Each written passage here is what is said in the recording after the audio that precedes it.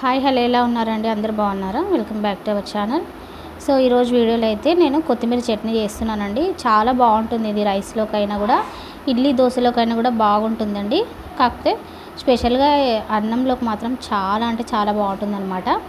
దానికోసం అయితే ఫస్ట్ ఇలాగ కొన్ని పల్లీలు వేయించేసి పక్కన పెట్టేసుకోవాలి. తర్వాత ఇందులోకి కాస్త నూనె వేసి కాస్త జీలకర్ర వేసుకోవాలండి. తర్వాత టమాటాలు పచ్చిమిరపకాయలు కూడా మనము చిన్నగా ముక్కల్లాగా కట్ చేసి పక్కన పెట్టేసుకోవాలి.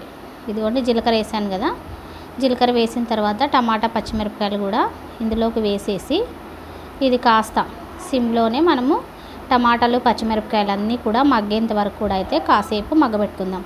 ఇది కొంచెం అట్లాగా మగ్గిన తర్వాత కొత్తిమీర ఉంటుంది కదా, కొత్తిమీర నీట్గా కడిగేసేసి ఇందులోకి అయితే వేసేసుకుందాం.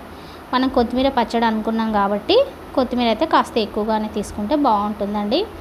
టేస్ట్ కూడా చాలా బాగుంటుంది. తప్పకుండా ఒకసారి మీరు అందరూ కూడా ట్రై చేయండి. ఇదిగోండి కొత్తిమీర కూడా వేసిన తర్వాత కాసేపు నీట్గా సిమ్లో పెట్టి మనము మధ్య మధ్యలో కలుపుకుంటూ మగ్గబెట్టేసుకోవాలి. తర్వాత ఇందులోకి మనం రుచికి సరిపడేంత ఉప్పు కూడా వేసుకోవాలి. ఉప్పు వేసిన తర్వాత ఒకసారి అంతా కలిపేసి కాసేపు మగ్గబెట్టేసేయాలండి. ఇందులోకి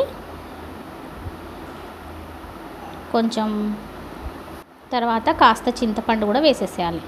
చింతపండు కూడా వేసిన తర్వాత ఇదంతా కూడా మనము సిమ్లోనే బాగా టమాటాలు అవన్నీ కూడా మగ్గేంత వరకు కూడా మగ్గబెట్టేసుకొని మిక్సీకి వేసుకుంటే ఇదిగోండి సింపుల్గా టేస్టీగా కొత్తిమీర పచ్చడి అయితే రెడీ అయిపోతుంది అనమాట. మీకు నచ్చితే తప్పకుండా లైక్ చేయండి. చట్నీ మాత్రం చాలా బాగుంటుంది.